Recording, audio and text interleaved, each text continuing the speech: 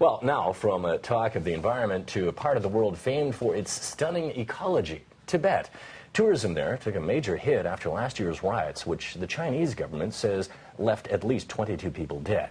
But as BON's Fergus Thompson explains, Chinese media is now reporting record tourism in the region, despite being periodically off limits since the riots.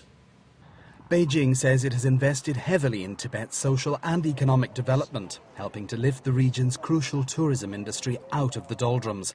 State media reports that Lhasa received more than 3 million tourists for the first 10 months of the year, a surge of more than 160% compared to the same period last year.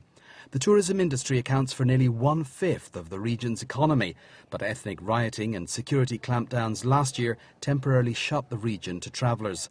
The violence in Lhasa and protests in Tibetan communities across Western China were the most sustained unrest since the late 1980s. The resulting travel bans and crackdowns on Buddhist monasteries sent arrivals plunging nearly 70% in the first half of last year. But Tibet seems to have retained its allure. China's state media says the entire region received a record-breaking 5 million plus tourists in the first 10 months of this year. That number includes 150,000 travellers from overseas. Revenue from tourism so far this year has topped more than $600 million.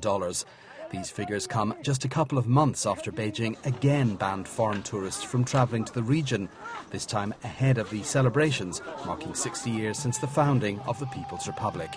But tourism isn't the only thing of value in this far-flung corner of China.